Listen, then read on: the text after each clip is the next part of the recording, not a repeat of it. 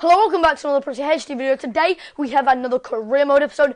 It is the second upload today. Thank you for all the likes I got on the last episode. That means that you get your double dose of career mode today. You deserved it because you hit that like button. And if you want more tomorrow, make sure you hit the like button. Once again, I'll be uploading it anyway, but it would just be nice for you guys to show your support on this series. I'm skipping through transfer deadline day here.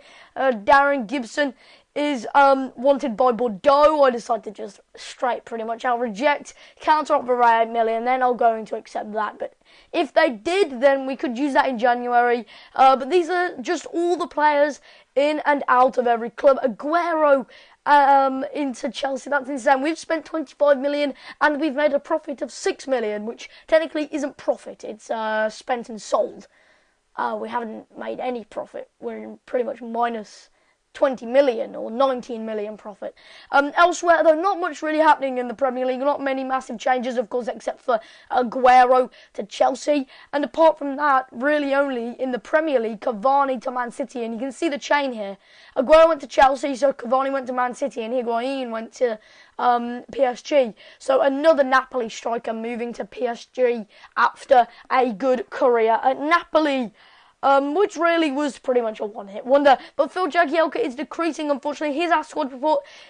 Tell me down below how often you want squad reports. I'm definitely going to do one at the end of every transfer window and at the end of the season, of course.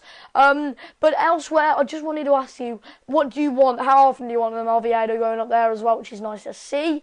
How often do you actually honestly want them? Eto going up as well, 33 years of age, Joel Campbell making progression. I can't believe the Eto thing though, that's just mental. How often do you want one? Do you want the one at the end of every calendar month? Do you want one at the about 5 over the period of a season?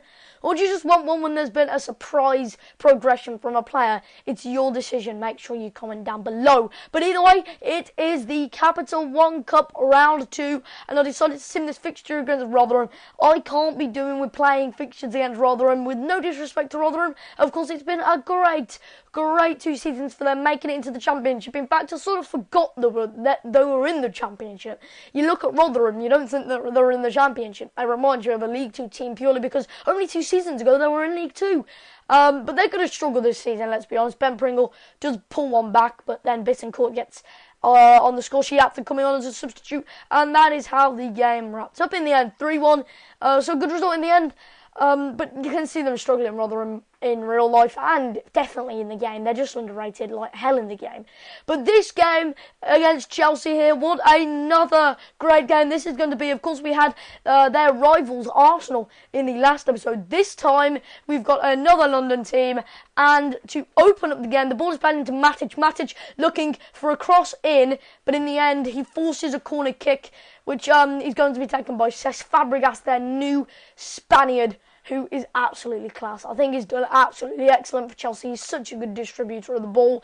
And he puts the ball down the spot ready to take the corner kick. There is a bit of a kerfuffle in the box, a lot of movement. Howard's organising his defence, but as Cesc Fabregas whips in a corner, it's easily cleared away towards Lukaku, who manages to chest it down, but loses out to Ivanovic, who runs down the wing, tries to find an option, manages to drag it back towards Fabregas once again. Charlotte cuts inside, beating one man. Charlotte plays it into Mikel. Mikel back to William, back to Mikel. What a finish by John Obi Mikel. Only his second ever goal at Chelsea.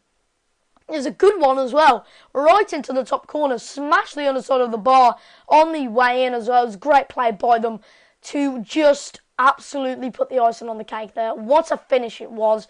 He played it across the goal. Howard should have done better, in my opinion. He just sort of splashed at it, but either way, that is a great goal by them.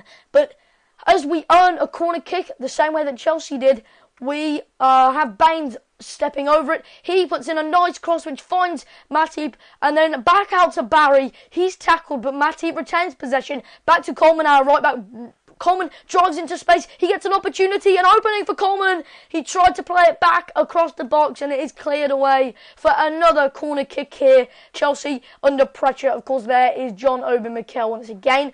Baines on the other side this time, whips it in. This time Barkley is the option in the middle, comes back out to Barry once more, and it's a great firing shot. The Chelsea player could have left it, but he wasn't safe in his mind that it was not going in. And Mark Schwartz out of Petr Cech and Thibaut Courtois playing, that makes sense.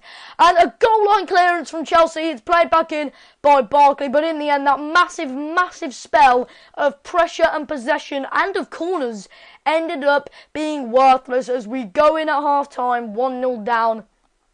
This isn't good. I mean, we absolutely smashed Arsenal, which was a fabulous game. But considering we've already lost Leicester, and considering it's been a pretty hard start to the campaign, it would be a great day today if we could even salvage a point out of what an interesting campaign this is. But Lukaku here, what great strength he showed there to hold off his former club, his former man as well. I did try to click show respect. I don't know why he did that celebration, but still it wasn't like he ran off and started celebrating madly. Just imagine he put his hands up to the fans.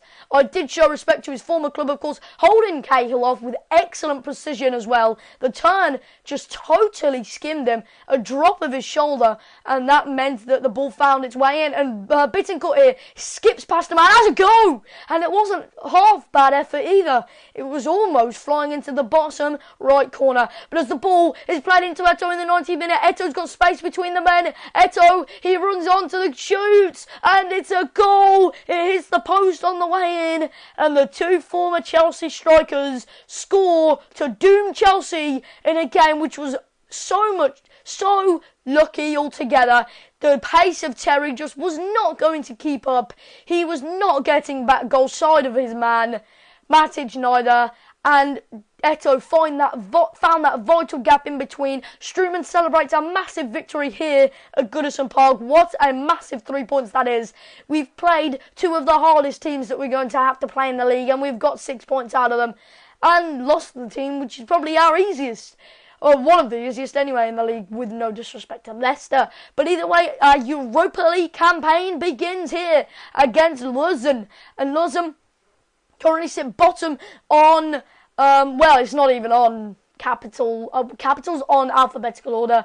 That's all really, it's just in a random order. But either way, if we could get off the mark in this Europa League campaign early on, then it would be excellent. Eto'o finds a bit of space early on, and he manages to hit the post. After his great performance coming on as a sub against Chelsea, I think he deserved to start here in the Europa League. He will probably be first team Europa League quality.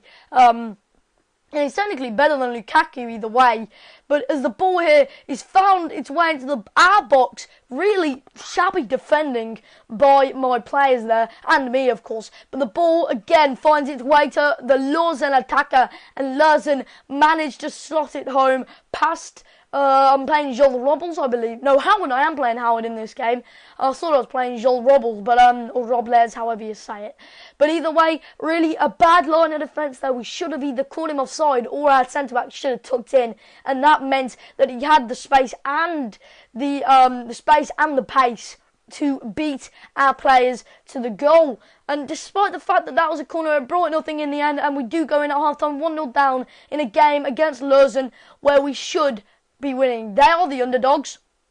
It'd be a massive shame if we lose this, because it would be great to get off the mark early on in the Europa League to really sort of stabilise our position and establish ourselves in Europe. Of course, this is our first ever European game, and the first European game for Everton in quite a while, since the Champions League, I believe. Were they? I can't remember. Were they in the Europa League since? I'm not really sure. I think they were, actually. I'm not too great on my Everton knowledge of around 10 years ago, but there we go. This is a great opportunity as Eto'o finds his way through the same way that he did against Chelsea, and it's a cool, calm, composed finish by the Cameroon striker. He is such a clinical finisher, and I have faith in this guy to really do well for me. At the age of 33, he's gone up in rating because of his form. I'm so glad that EA have fixed the growth system in this game. It's so nice to know that you can buy older players and they won't decrease really quickly. But either way, it was still only 1-1, and it was not a stable position to be in, especially when Luzon gets attacks where it hit the post. Of course, now that's levelled it out. We've both hit the post this game. It's coming towards the last attack now, and Howard booted upfield with 10 minutes left. The ball is nodded back to Besic in the central defensive midfield position. Morales turns the ball down the line towards Barkley, who manages to find the man in the middle, Naismith. It's a great header. It's tipped over the bar, but then it's the referee has pointed to the spot for a penalty. Oh my God. Now, of course, we lost Leicester, who have, of course, been pretty much our easiest team we've played yet. If we can't beat Luzon, then it proves that the underdogs really are becoming bogey teams in this career mode. We need to sort this out. But this is our one and only and last chance to get something and salvage 3 points out of this Europa League game. Naismith steps up to the spot. I do check whether he is the best penalty taker on. He is. He came on for Eto during a substitution interval. But Naismith here, he steps up.